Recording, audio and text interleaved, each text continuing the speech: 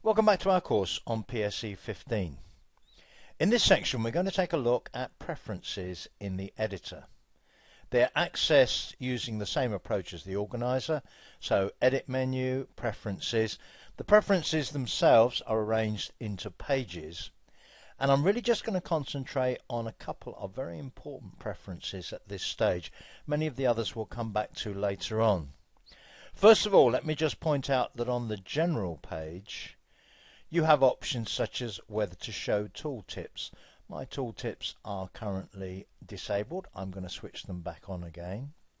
Another very important option to check is your country region selection. Mine is set correctly at United Kingdom. Make sure that yours is set correctly.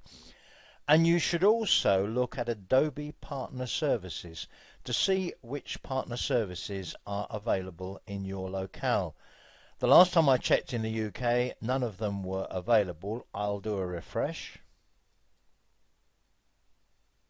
And as you can see, no new services have arrived since I last checked. The specific preferences that I want to go through with you here, though, relate to the performance of the PSE editor.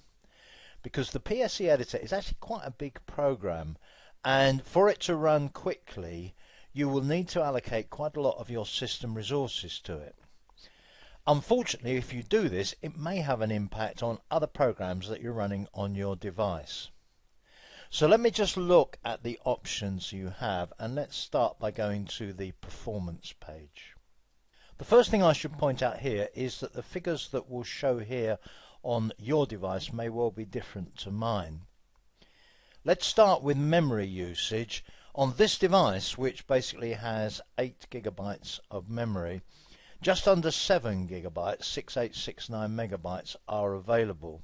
And according to PSE, the ideal range of memory to make available to PSE is 3777 to 4945.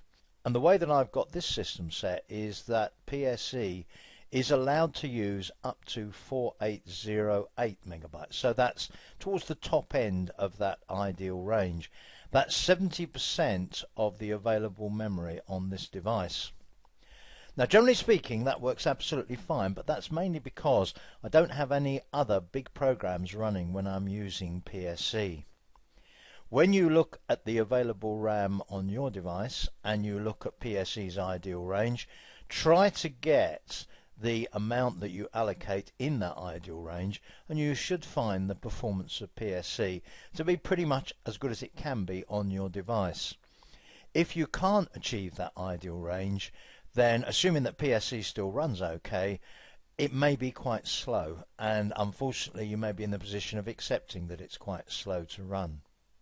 As far as I know, there is no particular advantage in letting it have more than its ideal range. So in the case of the configuration on my device, I wouldn't give it more than 4945 megabytes, hoping that it would make it even quicker. Apart from adjusting how much memory you are prepared to let PSE use, there are two other settings on this page that can help you to adjust the performance to suit your machine and your own requirements.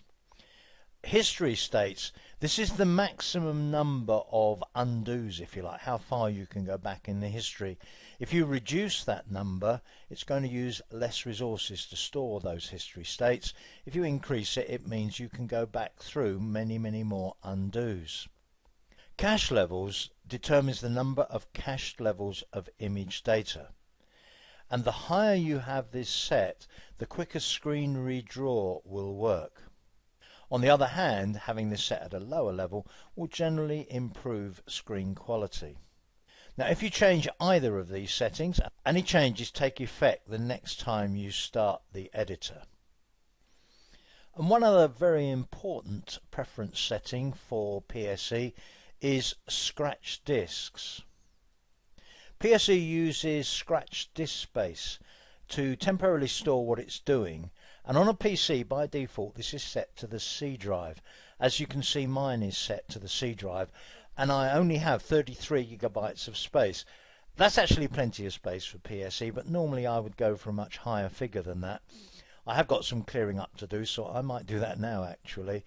If you don't have enough space on your C drive on a PC, or if you don't want to use your C drive on a PC, you can change to a different drive just by selecting that drive on this preference page and making that the active drive. So just check that, make sure you've got plenty of space on C, and if you do want to use one of your other drives as a scratch disk, this is the preference page to go to do that.